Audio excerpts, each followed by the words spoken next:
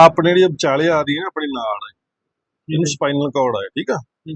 ਹੁਣ ਦਿੱਕਤ ਕੀ ਆ, ਹੁਣ ਇੱਥੇ ਆਹ ਮਾੜਾ ਮਾੜਾ ਇੱਥੇ ਡਿਸਕ ਬਲਜ ਹੋਣਾ ਸ਼ੁਰੂ ਹੋ ਗਿਆ। ਇੱਥੇ L4 L5 ਲੈਵਲ ਤੇ ਜ਼ਿਆਦਾ ਆ, ਦੇਖ ਲਓ ਤੁਸੀਂ ਲਾਟੂ ਜਿਹੜਾ ਬਾਹਰ ਆਇਆ ਵਾ, ਇਹ ਲਾਟੂ ਜਿਹਾ ਬਾਹਰ ਆ ਕਿਤੇ ਰਸਤਾ ਇੱਥੋਂ ਟਾਈਟ ਹੋ ਗਿਆ। ਇਹ ਰਸਤਾ ਜੋ ਟਾਈਟ ਹੋ ਗਿਆ ਤੇ ਇਹਦੇ ਕਰਕੇ ਕੀ ਆ, ਫਿਰ ਲੱਤ ਦੇ ਵਿੱਚ ਇੱਕ ਪਾਸੇ ਜ਼ਿਆਦਾ ਪੇਨ ਹੁੰਦਾ, ਇੱਕ ਪਾਸੇ ਨੂੰ ਸਪਲਾਈ ਘਟ ਜਾਂਦੀ ਹੈ। ਮੇਰੀ ਗੱਲ ਸਮਝ ਗਏ? ਤਾਂ ਕਰਕੇ ਇਹਨੂੰ ਡਿਸਕ ਬਲਜ ਕਹਿੰਦੇ ਆ, ਡਿਸਕ ਬਲਜ ਆ, ਜਿਹਦੇ ਕਰਕੇ ਆਪਣਾ MRI ਦੇ ਵਿੱਚ ਕੀ ਆ, ਜਿਹੜਾ ਡਾਇਮੀਟਰ ਆ ਉਹ 6.1 mm ਆ, ਜਿਹੜਾ ਮੋਸਟਲੀ ਡਾਇਮੀਟਰ ਆ 12-13 mm 14-15 mm ਤਾਂ ਚਾਹੀਦਾ ਆਪਾਂ ਨੂੰ, ਠੀਕ ਆ, ਲੱਗ ਗਿਆ ਪਤਾ। ਤਾਂ ਕਰਕੇ ਇਹਨਾਂ ਨੂੰ ਪ੍ਰੋਬਲਮ ਹੈਗੀ ਆ, ਔਰ ਤਾਂ ਕਰਕੇ ਲੱਤ ਦੇ ਵਿੱਚ ਬਹੁਤ ਜ਼ਿਆਦਾ ਦਰਦ ਆ।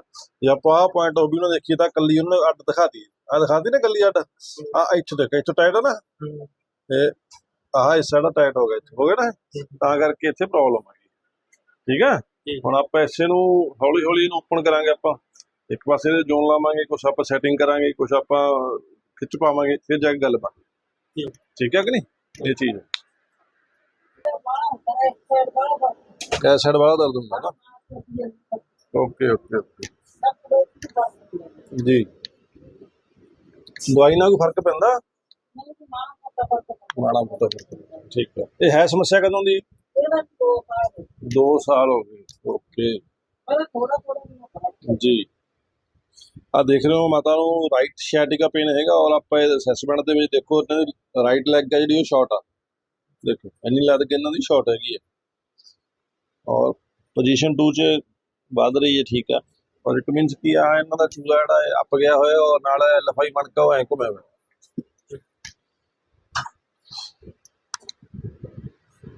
ਇਹਨੂੰ ਪਾਸਾ ਲਓ ਮਾਂ, ਇਧਰ ਹਾਂ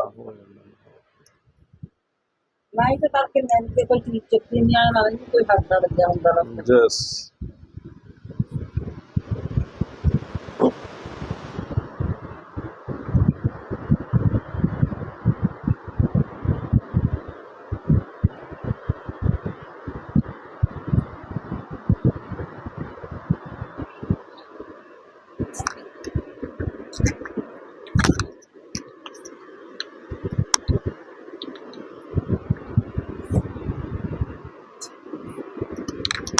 ਢਿੱਲਾ ਰੱਖਣਾ ਹੈ, ਐਨੂੰ ਆਉਣ ਦੇ ਸਰੀਰ ਆਉਣ ਬਸ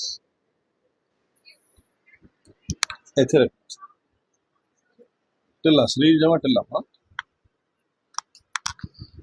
ਢਿੱਲਾ, ਫੇਰ ਢਿੱਲਾ, ਢਿੱਲਾ ਆਉਣ ਦੇ ਬਸ ਉਧਰ ਨੂੰ ਘੁੰਮੋ, ਢਿੱਲਾ ਜਮਾ ਢਿੱਲਾ।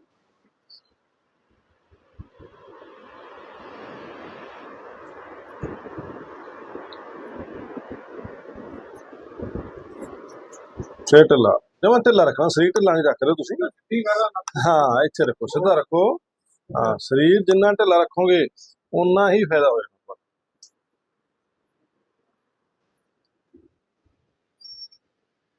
ਹਾਂ ਬਿਲਕੁਲ ਢਿੱਲਾ ਢਿੱਲਾ ਢਿੱਲਾ, ਬਸ ਗੁੱਡ।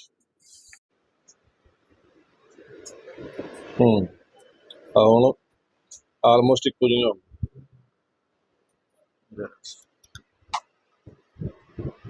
ਕੈਰੋਪ੍ਰੈਕਟਿਕ ਐਡਜਸਟਮੈਂਟ ਤੋਂ ਬਾਅਦ ਮਾਤਾ ਕਹਿੰਦੀ ਪੇਨ ਥੋੜਾ ਜਿਹਾ ਘਟ ਗਿਆ। ਹੁਣ ਆਪਾਂ ਮਾਤਾ ਨੂੰ ਥੋੜਾ ਜਿਹਾ ਟਰੈਕਸ਼ਨ ਕਰਕੇ ਥੋੜਾ ਜਿਹਾ ਆਯੁਰਵੈਦਿਕ ਸਨੇਹ ਸੰਵੇਦਨ ਦੇਵਾਂਗੇ, ਔਰ ਉਸ ਤੋਂ ਬਾਅਦ ਜੋਨ ਲਾਵਾਂਗੇ, ਫਿਰ ਦੇਖਾਂਗੇ ਕੀ ਰਿਜ਼ਲਟ।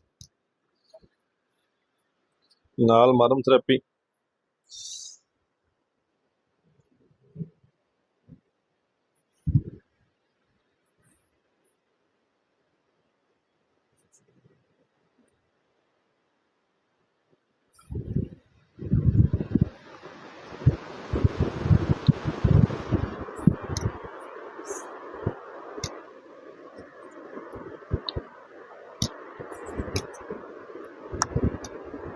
ਰਾਮਪਾਲ ਚਾਦਰ ਵੀ ਕਰ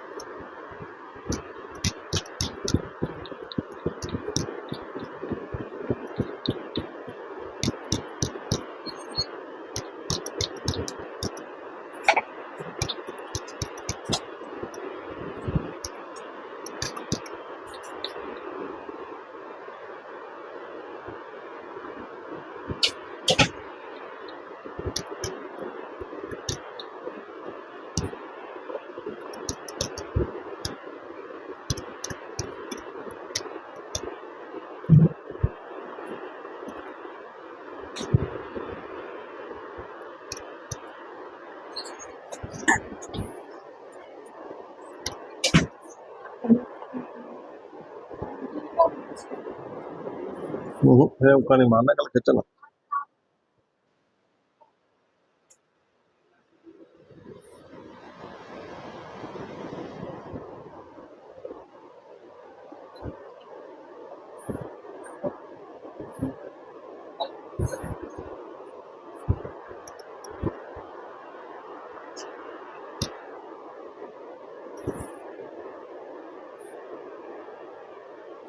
सही।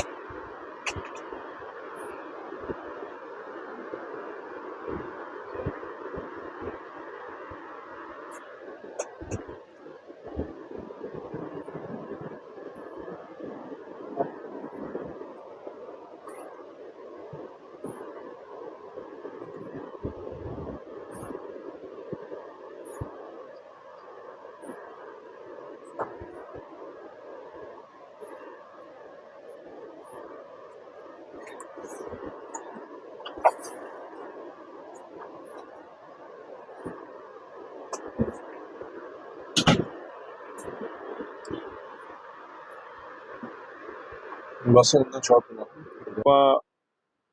पहला आप कैरेबरेटिक एडजस्टमेंट की एडजस्टमेंट तो बाद आप ट्रैक्शन विद स्नेक स्पेन किया। नाउ आप फाइनल ट्रीटमेंट जो अपना जोन कर रहे हैं जिन्हें डिस्क अंदर श्रिंक हो जूगी और माता का पेन चला जाऊ। माता जी लंबा साह लेना, पूरा लंबा साह लेना है। जैस लंबा साह, बस